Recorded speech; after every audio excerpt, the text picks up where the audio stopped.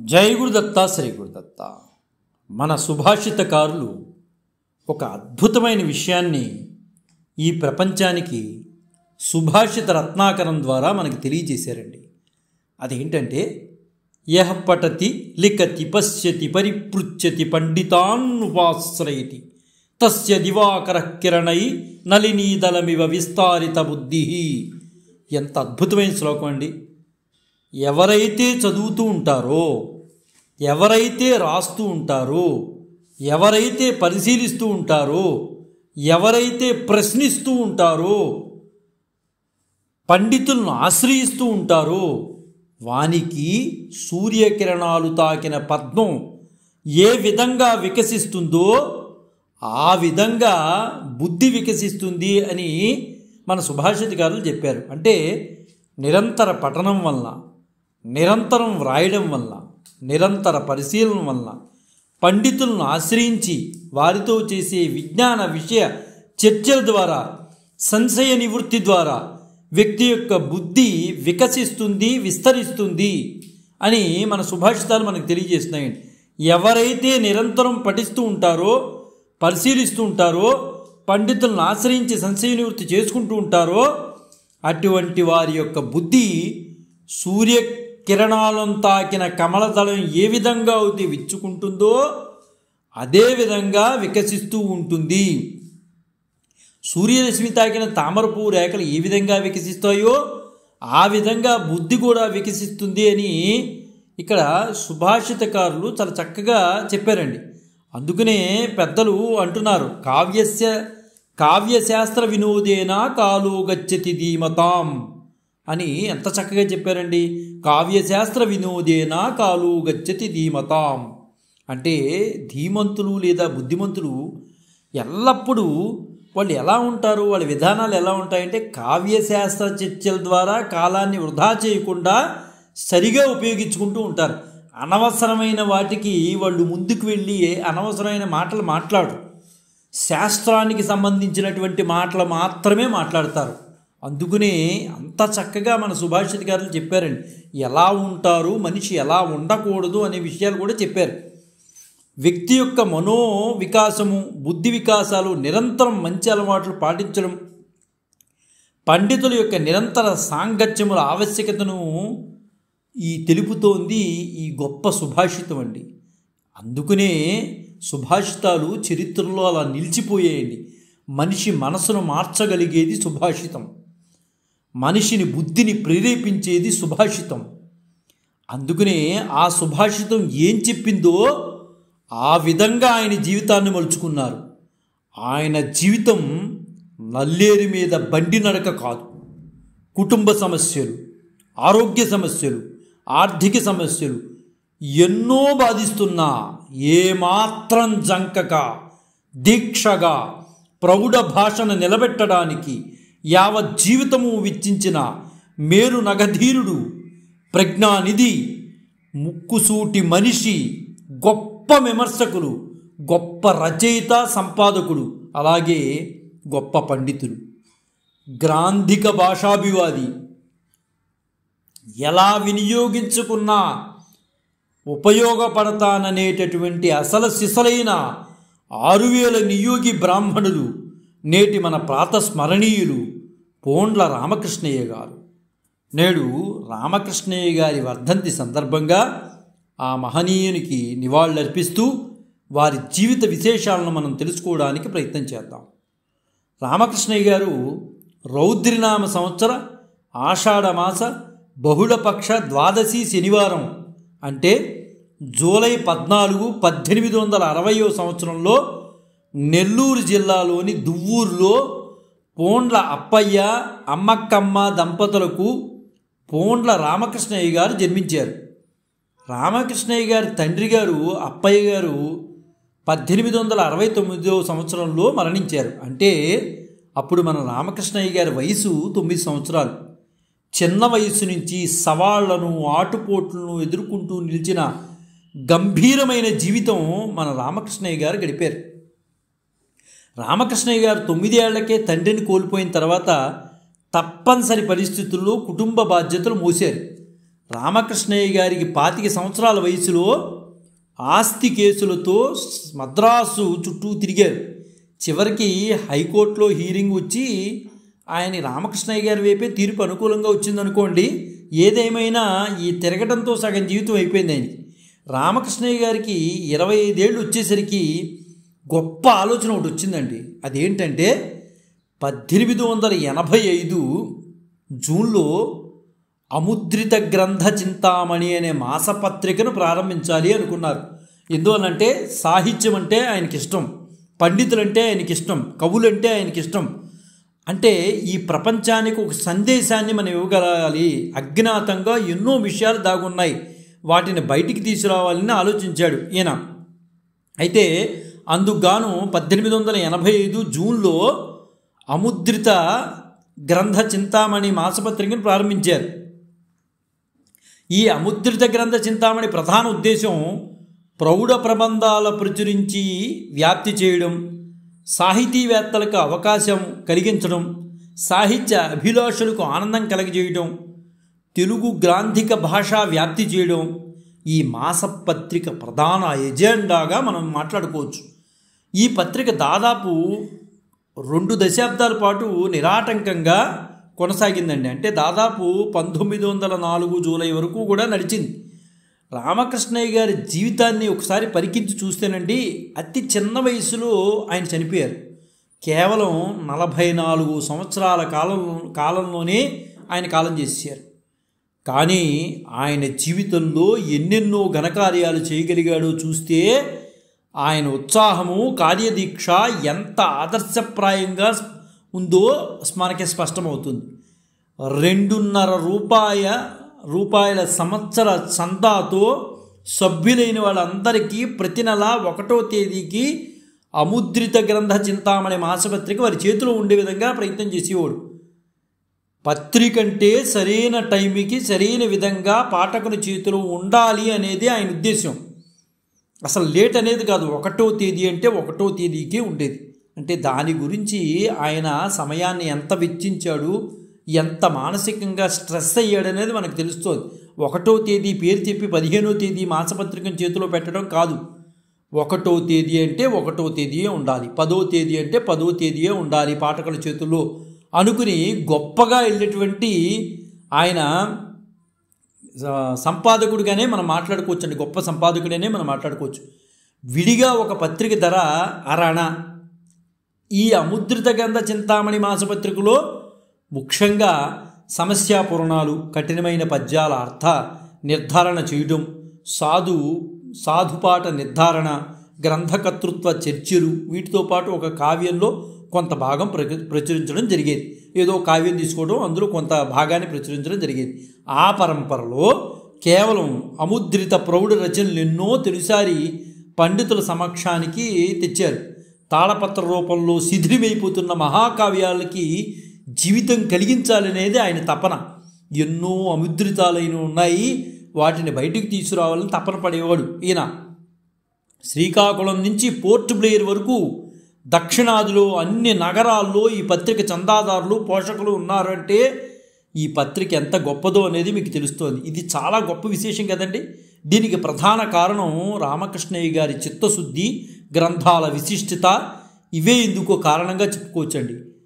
ప్రౌఢ వ్యాకరణకర్త బహుజనపల్లి సీతారామాచార్యులు వారు మొదలగు పండితులు తమ తాళపత్ర గ్రంథాలను ముద్రలకై ఈ అముద్రిత గ్రంథ చింతామణికి అరువుకిచ్చిన వాళ్ళే. వాళ్ళందరూ కూడా ఏ గ్రంథమైనా సరే ఇక్కడికి ఇచ్చి ముద్రించమనేవారు.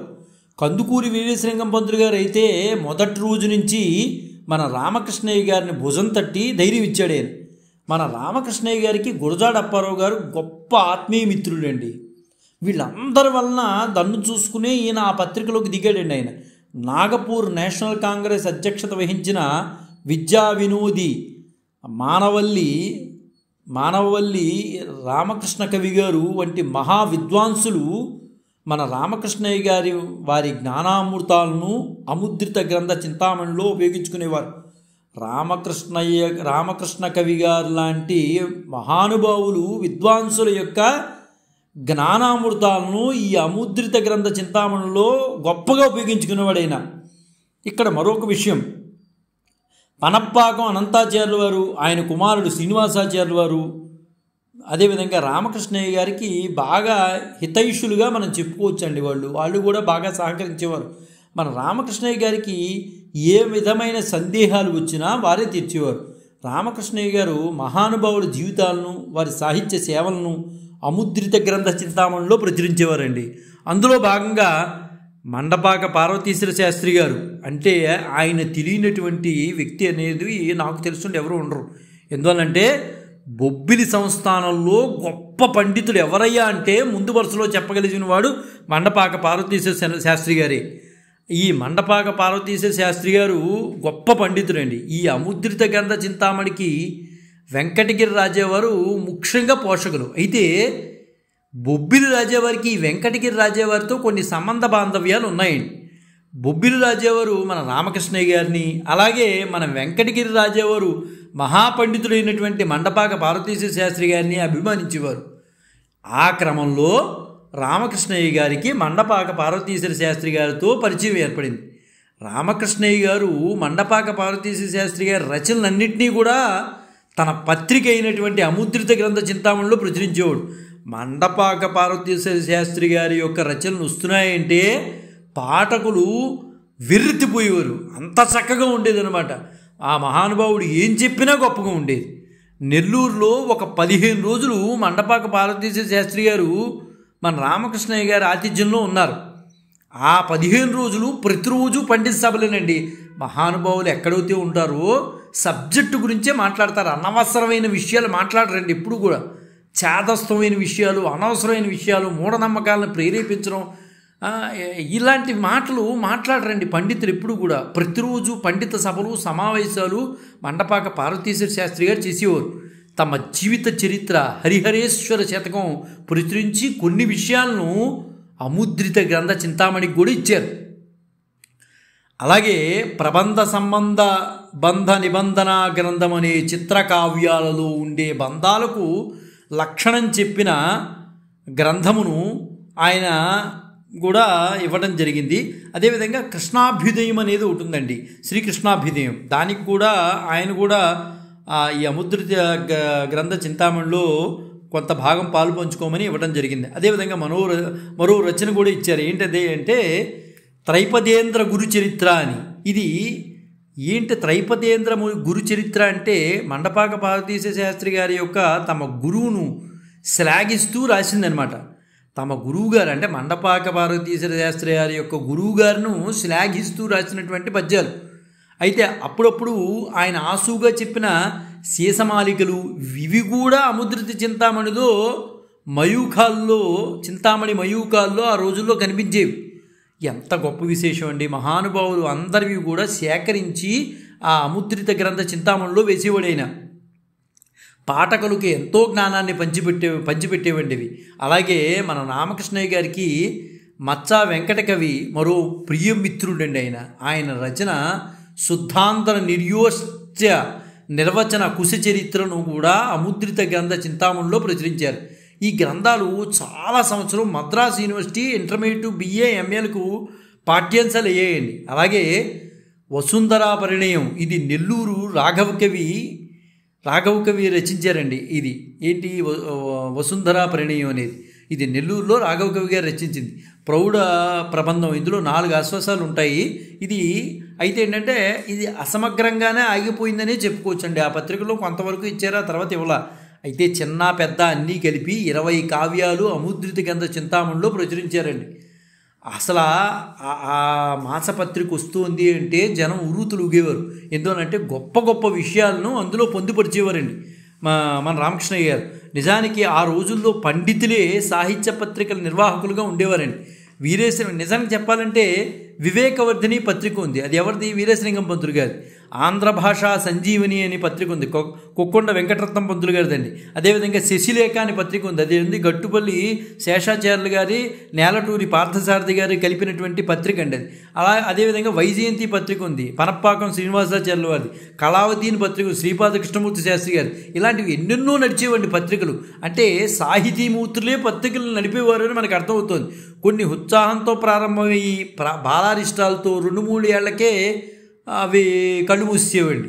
పేపర్ కొరత, ముద్రణ వ్యయము, చందాలు చెల్లించకపోవడం, పోషకుల అనాసక్తత, ఇలాంటి కారణాలు ఎన్నో ఉన్నాయి. కానీ కొన్ని పత్రికల్లో ప్రకటనలు తొలిపుట్లోనే కనిపించేవి. ప్రకటనలు లేకపోతే పత్రికలు నడిచేవి కావు అని అనుకునేవారు. కానీ రామకృష్ణయ్య గారు మాత్రం దీనికి భిన్నంగా వెళ్ళేవాడండి. ఆయన చాలా ముక్కుసూటి మనిషి. ప్రకటన అక్కర్లేదు నాకు, నా పత్రిక మాత్రం, నా ధ్యేయం పత్రిక నడపడం. పత్రిక ఎలా నడపాలి? సాహిత్యంతో వెళ్ళాలి పత్రిక అనేది, అలా అనుకునేవాడు. సాహిత్య గోష్ఠి ఉండేదండి. గొప్ప గొప్ప పండితుల అభిప్రాయాలు, ఒక పద్యాలకి దానికి భావాలను తెలియచేయటం, గొప్ప గొప్ప కఠినమైన పద్యాలకు భావాలు తెలియచేయడం, ఇలాంటివి ఉండేవండి. రామకృష్ణయ్య గారు మాత్రం తన పత్రికలో ఒక్క ప్రకటన లేకుండానే నిర్వహించేవాడండి. ఎంత గొప్ప విశేషం అండి. ప్రకటనల కోసం అరువులు చేస్తున్నటువంటి నేటి రోజులు మనం చూస్తున్నాం. ఒక్క ప్రకటన నాకు అక్కర్లేదు నా పత్రికలోనే దమ్ము ధైర్యం ఉన్నటువంటి సంపాదకుడు ఎవరైనా ఉన్నారా ఈ రోజుల్లో? ఒక్కసారి ఆత్మపరిశీలన చేసుకోవాలి. నాకు ఒక్క ప్రకటన కూడా నాకు అక్కర్లేదు, నేను కేవలం సాహిత్యం కోసమే నా పత్రికను పెట్టుకున్నాను అని దమ్ము ధైర్యం ఉన్నటువంటి ఏకైక వ్యక్తి రామకృష్ణయ్య గారు అని మనం మాట్లాడుకోవచ్చండి. ఈ పత్రికలన్నింటిలోనూ సమగ్రంగా ఈనాటికి లభించేది ఒకే ఒక గొప్ప మాసపత్రికగా చరిత్రలో నిలబడిపోయిందండి. మనం చెప్పుకునే మాట కాదు. అముద్రిత గ్రంథ చింతామణి అంటే చరిత్రలో నిలిచిపోయింది. అంటే ఒక్క అడ్వర్టైజ్మెంట్ లేకుండా, ఏ అడ్వర్టైజ్మెంట్ లేకుండా కేవలం సాహిత్యానికి సంబంధించినంత వరకే గొప్పగా తీర్చిదిద్దినటువంటి పత్రిక అముద్రిత గ్రంథ చింతామణి అనండి. మధురాపంతుల సత్యనారాయణ గారు ఒక గొప్ప మాట అన్నారండి. ఆయన చాలా గొప్పవాడు మధురాపంతుల సత్యనారాయణ గారు, అది అందరికీ తెలిసిన విషయం. ఆంధ్ర రచయితలలో ఒక అద్భుతమైన మాటలు రాశారండి. అది ఏంటంటే, అముద్రిత గ్రంథ చింతామణిలోని ప్రతి పత్రమును వేల కొలది విలువ కలిగినది అని ఆయన రాశారండి. అందువల్ల పండితులు దాన్ని హక్కుని చేర్చుకుంటున్నారు. ప్రతి పత్రము కూడా కొన్ని వేల కొలదిగా ఉంటుంది, అంటే అంత ఇదిగా ఉంటుంది అనే ఉద్దేశంతో మధురాపంతుల సత్యనారాయణ గారు చెప్పారు. అందుకనే పండితులకి అది ఆకర్షించబడుతోంది అన్నారు. రామకృష్ణయ్య గారు అముద్రిత గ్రంథ చింతామణిని ఎలా చేసేవారంటే 500 ప్రతులు ప్రచురించేవారండి. 250 ప్రతి నెల పాఠకులకు వెళ్ళిపోవాలి, మిగిలినవన్నీ భవిష్యత్తులో అమ్మకానికి. పుస్తక ప్రచురణ పత్రికలో భాగమే కదా, పుస్తకం అనేది ప్రచురణ పత్రికలో భాగమే కదా. ఒక్కో పుస్తకం కాగానే ముఖపత్రం పంపకం జరిగేది, వాళ్ళే దాన్ని బైండ్ చేసుకోవచ్చు. వీటిలో కొన్ని మేలైన కాగితం మీద ప్రింట్ చేసినవి, మరి పుస్తకం పూర్తి కాగానే గౌరవ పోషక ప్రభువులకు పంపేవి. పోషక భృతి వేలు లక్షలు కాదండి, నిజంగా చెప్పుకోవాలంటే 10 రూపాయలు.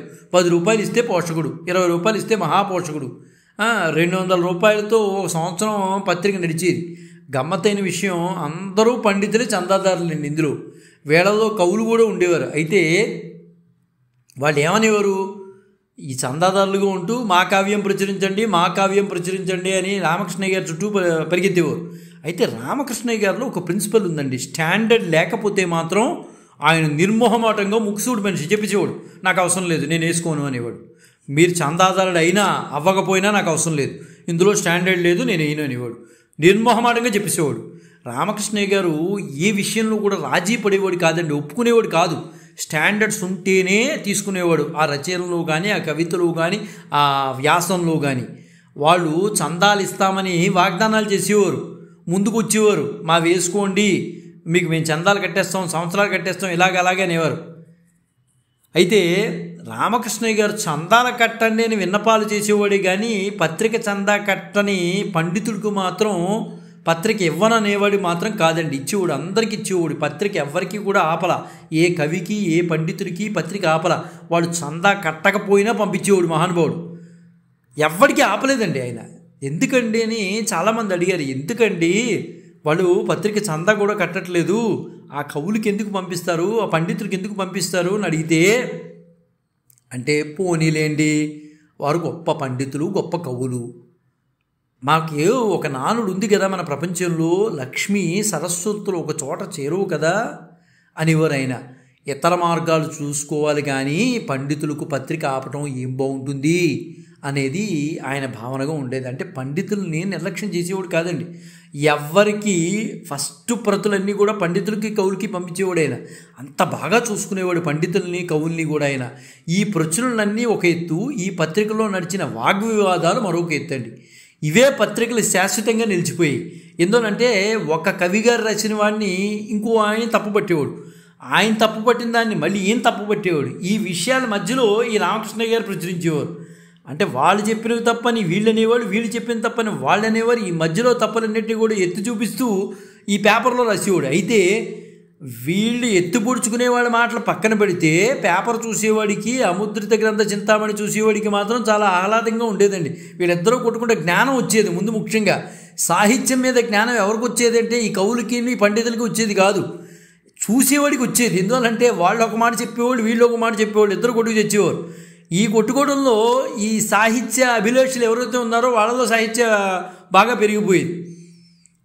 ఈ రోజుల్లో ఈ సాహిత్య పత్రికల్లో వచ్చే అభిప్రాయాల ఆధారంగా ఆ రచనలు యూనివర్సిటీ పాఠ్యాంశాలు వేయవండి. ఎందుకంటే వీళ్ళు ఒక మాట అనేవాళ్ళు, వాళ్ళు ఒక మాట అనేవాళ్ళు, వీటిలో మూలం తీసుకుని యూనివర్సిటీల్లో పెట్టేవారండి. అంత చక్కగా ఉండేది. ఇంకొక కొంతమందికి పరీక్షాధికారికి కూడా లభించేది. అయితే ఇవి నిజంగా చెప్పాలంటే రామకృష్ణయ్య గారు పండితులను కూడగట్టుకునేవాడు అండి. పత్రిక ద్వారా పండితులను కవులను కూడగట్టుకునేవాడు. లక్షణవంతమైన భాషను సుస్థిరం చేసి ప్రయత్నం చేసేవాడు. అంత పద్ధతిగా భాషను సుస్థిరం చేయాలంటే పండితులను కవులను కూడగట్టుకోవాలి అనుకునేవాడు. అలాగ తెలివితేటలతో వెళ్ళాడండి. పత్రికను 20 ఏళ్ళు నడిపాడు ఆయన. అంత గొప్పగా తన పత్రికను అందుకునే కవులకు పండితులకు వేదిక చేశాడు. అంటే నిపుణుల అభిప్రాయాలు తీసుకునేవాడు. ఉభయ వాదనలను తన పత్రికలో ప్రకటిస్తూ ఉండేవాడు. వన్ సైడెడే రాయకుండా ఇరువురి వాదనలు రాసేవాడు. ఈయన ఎలా అన్నాడు, ఆయన ఎలా అన్నాడు, రెండింటినీ రాసేవాడు. అందువలన ఆ పత్రిక ఆ రోజుల్లో గొప్పగా నిలిచిందండి. సామాన్యంగా ఎక్కువ చందాలు వసూలు చేసిన వాళ్ళ పక్షంగా పత్రికలు నడిచేవి. చందా నువ్వు ఇచ్చినా ఇవ్వకపోయినా చందాలో ఇచ్చినవాడు తప్పు చేసినా ఎండగట్టేసేవాడు రామకృష్ణయ్య గారు. అంత గొప్ప ముక్కుసూటి మనిషి అండి. రామకృష్ణయ్య గారు పోషకులు చందాదారులు కాబట్టి ఎక్కువ ఆర్థిక సహకారులు కూడా వాళ్ళు నిజంగా చెప్పుకోవాలంటే డబ్బు సర్దుబాటు చేయలేక ఇబ్బంది పడిన రోజులు కూడా ఉన్నాయండి ఆయనకి. అయితే ప్రెసిడెన్సీ కాలేజీ అధ్యాపక పదవి చాలా గౌరవప్రదమైన పదవి అండి. ఆ రోజుల్లో గొప్ప పండితులకే అవకాశం ఉండేది. కొక్కొండ వెంకటరత్నం పంతులు గారు అప్పుడు అధికారంలో ఉన్నారు. ఆయన బిల్వేశ్వరీయం అనే భక్తి కావ్యం ఒక పెద్ద గ్రంథమే రాశాడు. ఆయన మన రామకృష్ణయ్య గారిని తిట్టేవాడు, పొగిడేవాడు. సరే అది కూడా బిల్వేశ్వరీయం కూడా ఈయనకి కొన్ని ఇచ్చాడు. అందులో కొన్ని ఈయన కూడా వేసుకున్నాడు పత్రికల్లో. ఆయన ఇంట్లో కూడా గ్రాంధికంగా మాట్లాడేవాడండి. ఇంగ్లీషు సంస్కృతం మనం రాసేదే మాట్లాడుతున్నాం కదా, తెలుగు అట్లెందుకు కాకూడదు, ఒక వెర్రి భావన. జనాల వాడుకలో లేని అధికార భాషల స్థితి వేరు, నిత్య వ్యవహారంలో ప్రవాహినిగా ఉండే మాతృభాష వేరు, రెండూ ఒకటిగా పరిగణించకూడదు. తిట్టడం తిట్టించుకోవడం ఆయనకి అలవాటేనండి. గొప్ప కవిగా అనర్గళంగా దారగా ఆయన వచ్చేది ఆయన నోటి నుంచి. అయితే ఆయన కూడా వెంకటరత్నం పంతులు గారు కూడా కొన్ని మన అముద్రిత గ్రంథ చింతామణిలో ఇచ్చినవే. మా నియోగి అంటూ రామకృష్ణయ్యకు రత్నకవి 1893 సంవత్సరంలో రత్నావళి అనే కొత్త ఛందస్సులో ఒక పద్యం కూడా రాసి ఇచ్చాడండి. అలాగే ఒక గొప్ప కావ్యాన్ని కూడా ఇచ్చాడు. ఈ కావ్యంలో అన్ని ప్రసిద్ధ ఛందస్సులు 1-2 గణాలు చేర్చి బంగారు, వెండి, తేటి, తేటపోటి, ఆటపోటి, మాకందము, రమాకందము ఇలాంటి పేర్లు పెట్టాడు. కానీ తర్వాత ఎవరు కూడా ఆ కొత్త బాటలో నడవలేదనుకోండి. అలాగే ధర్మవరం రామకృష్ణాచార్యుల వారు సరస వినోదిని సమాజం తరఫున ఆంధ్ర కవి పండిత సభలు పెద్ద ఎత్తున బళ్ళారులో 1897 ఏప్రిల్ మాసంలో జరిగాయండి. 16, 17, 18 తేదీల్లో జరిగినాయి. సమగ్ర నిఘంటువు వ్యాకరణ తయారు చేయడం, ఒక సంఘం ఏర్పడి విమర్శలను అదుపు చేయడం, కొత్త శాస్త్ర గ్రంథాలు రచించడం, స్త్రీ విద్యాభివృద్ధి గ్రంథాలు రచించడం, ఇతర ద్రావిడ భాషలతో పోల్చి తెలుగు ఉత్పత్తులు ఏర్పరచడం, ఈ కార్యక్రమాలకు ధనవంతుల సహాయం కోరడం, ఇవన్నీ కూడా ఆ సభ యొక్క లక్షణాలండి. ఆ లక్ష్యాలుగా పెట్టుకున్నారు. ఇవి 1897 ఏప్రిల్ 16, 17, 18 తేదీల్లో పెట్టుకున్నారు ఈ సభ. అయితే నెల్లూరు నుంచి రామకృష్ణయ్య గారు, కోవూరు సుబ్బరామయ్య గారు మొదలైన వాళ్ళు వెళ్ళారు ఈ సభలకి. కుక్కొండ అధ్యక్షతన సభలు మహావైభవంగా మేళతాళాలతో వినోద కార్యక్రమాలతో జరిగాయండి. 30 మంది పండితులు అనేక ప్రాంతాల నుంచి వచ్చారు. గ్రీష్మతాపాన్ని కూడా లెక్క చేయకుండా సభల్లో మాట్లాడారండి. అప్పటికే పండితులు మధ్యలో వైషమ్యాలు పెరిగి ఉన్నాయి. వీళ్ళన్నది వాళ్ళు ఒప్పుకోరు, వాళ్ళన్నది వీళ్ళు ఒప్పుకోరు, అలా గొడవలు పడేవారు. సరే, వాగ్వివాదాలు ప్రబలం అయిపోయి ఉన్నాయి. భాష మీద పట్టు లేని వాళ్ళు తమకు అనుకూలురనే సభ్యులుగా పెట్టుకుని మిగిలిన పండితులు విమర్శలను అదుపు చేసే పెద్ద కుట్రగా వేదం వెంకటరాయ శాస్త్రి గారి వర్గం దీన్ని భావించింది. వేదం వారికి ఈ ఉపసంఘాల్లో దీనిలో స్థానం ఇవ్వలేదు. తెలుగుతో సంబంధం లేని కేవలం భాషా ప్రోత్సాహకులైన అధికారులు కూడా అందులో సభ్యులుగా ప్రకటించారు. ఈ సభలు ఏ ఒక్క కార్యాన్ని ముందుకు తీసుకెళ్ళలేకపోయిందండి. అయితే సభలు అయితే బాగా జరిగాయి, కానీ ఏ కార్యాన్ని ముందు చేయలేకపోయింది. సరే, ఇంకా మళ్ళీ డిసెంబర్ 31, 1898లో జనవరి 1న, అదేవిధంగా 1899 అంటే డిసెంబర్ 31, 1898, జనవరి 1, 1899 జరపాలని ధర్మవరం ఆయన నిర్ణయించారు. ఆ సభలకు వేదం వారిని, రామకృష్ణయ్యని తప్పించాలనుకున్నారు. ఎందువలంటే కొంచెం సమస్యపూరిత వాతావరణంలో వెళ్తున్నారని. అయితే ఈ విషయాన్ని కొక్కొండ వెంకటరత్నం పంతులు గారు తన పత్రికలో రాశారు. ముఖ్యంగా తనకు అనుకూలమైన వాళ్ళను మాత్రమే పిలుచుకుని వెనుకటి సభల అంశాలే పునశ్చర్చించి తీర్మానాలు చేయాలనుకున్నారు. ఇలా ఆ రోజుల్లో జరిగేవండి. ఇన్ని జరుగుతున్నా ముక్కుసూటిగా మాసపత్రికల్లో రామకృష్ణయ్య గారు రహస్యోడు. ఆయన తప్పు చేసినా రహస్యోడు, ఇంకా పక్క వాళ్ళు తప్పు చేసినా రహస్యోడు, ఏదున్నా రెండు వైపులా రహస్యోడండి. అందుకనే పత్రిక స్థాపించిన 2 ఏళ్లకే ఆయనకి అనారోగ్యం వచ్చింది. ఎందువల్లంటేనండి, విపరీతమైన ఒత్తిడి తీసుకునేవాడు. అంటే మనం మాట్లాడింది రహస్యోడు, అవతల పక్క వాడు మాట్లాడింది రహస్యోడు, జనానికి తెలియాలనేవాడు. ఇందులో ఎవరు కరెక్ట్గా మాట్లాడారు తెలియాలి అనే ఉద్దేశంతో 2 వైపుల నుంచి రహస్యోడు ఆయన. దానివల్ల విపరీతమైన మానసిక ఒత్తిడి గురయ్యేవాడండి. పత్రిక నడక కొంచెం మందగించడం ప్రారంభించింది. సరే, 39 ఏళ్ల వయసులో ఆయనకి 9 ఏళ్ల కొడుకు మృతి చెందాడండి. చివరి రోజుల్లో కూతురు పెళ్ళి ఎలా చేయాలి అనుకున్నాడంటే, ఆ రోజుల్లో బాల్య వివాహాలు కాబట్టి నా కూతురు పెళ్ళి ఎలా చేయాలి అని బాధపడ్డాడు. తీవ్ర అనారోగ్యం, ఊరిలో సాహిత్య ప్రతిపక్షుల ఆక్షేపణలతో మనోవ్యధ. అంటే ఈ సాహిత్యంలో దూరినప్పుడు వీడు ఒక మాట అంటే వాడు అది కాదు, ఇది నాదే కరెక్ట్ అంటాడు. వాడు ఆ నాదే కరెక్ట్ అన్నవాడిది వీడి కాదంటాడు, వీడిది వాడే కాదంటాడు. ఈ సాహిత్యం వాళ్ళతో ఇదే గోలండి. ఎవడు వాడు ఒప్పుకు చావడు, ఇద్దరు కొట్టుకు చూస్తుంటారు. దీంతో ఈ మనోవ్యధ ఎక్కువ. ఈయనకి మనోవ్యధ ఏంటి, ఇద్దరు కొట్టుకుంటుంటే అంటే ఆయన ఏం చెప్పాడో రాయాలి, ఈయన ఏం చెప్పాడో రాయాలి, ఈ రెండింటినీ మళ్ళీ సమర్థిస్తూ రాయాలి. దీంతో మనోవ్యధ ఎక్కువగా ఉండేది. అన్నవాడు బాగుండేవాడు, అనిపించుకునేవాడు బాగుండేవాడు, మధ్యలో ఈయనే ఇబ్బంది పడుతూ ఉండేవాడు. ఒక దశలో పత్రిక ఊర్ధదశయందున్నది, ఊర్ధస్య తన్నస్యం అనే వేదాంతంలోకి వెళ్ళిపోయాడు ఆయన. ఆ ముద్రాపకులకు చెల్లించవలసిన అప్పులు, బాధలు, తీవ్ర అనారోగ్యం, వేదం వారితో వైషమ్యం ఆయన్ని బాగా కృంగదీసేయండి. పత్రిక పెట్టారంటే అప్పులు సహజం.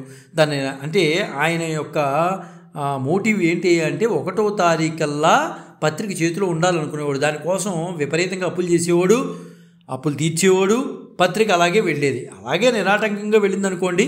అయితే వెంకటగిరి రాజావారు చివరి దశలో అప్పులు తీర్చి కూతురికి పెళ్లి చేసి ధన సహాయంతో ఆదుకున్నారండి. నిజంగా చెప్పుకోవాలంటే ఈయన్ని రామకృష్ణయ్య గారిని ఆదుకున్నాడు. అయితే 2వ కొడుక్కి ఒడుగు చేసి కూతురికి పెళ్లి కూడా చేయించారు.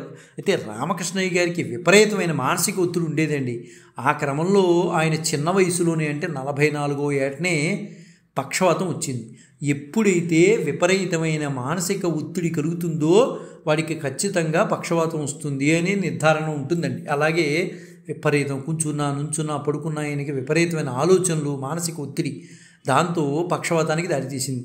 1904 సెప్టెంబర్ 1వ తేదీ అంటే సరిగ్గా ఇదే రోజు ఆయన ఈ సాహితీ లోకాన్ని వదిలేసి నిశ్శబ్దంగా ఆయన వెళ్ళిపోయారు. 19వ శతాబ్ద చివరి పాదంలో ఆంధ్రప్రదేశ్లో సాగిన భాషా కృషికి, సారస్వత వ్యాసంగానికి, చెలరేగిన పండిత వివాదాలకు అముద్రిత గ్రంథ చింతామణి నిజంగా చెప్పుకోవాలంటే ఒక నిలువుటద్దం అండి. నిజంగా మన రామకృష్ణయ్య పంతులు గారు పెట్టినటువంటి అముద్రిత గ్రంథ చింతామణి అద్భుతమైందండి. ఎంతోమంది సాహితీ ప్రియులకు, పోషకులకు అది గొప్ప వరంలాగా తయారైంది. విమర్శన పద్ధతులకు, సాహిత్య సంప్రదాయాలకు ఒక సజీవ సాక్ష్యంగా నిలిచిపోయింది అముద్రిత గ్రంథ చింతామణి అండి.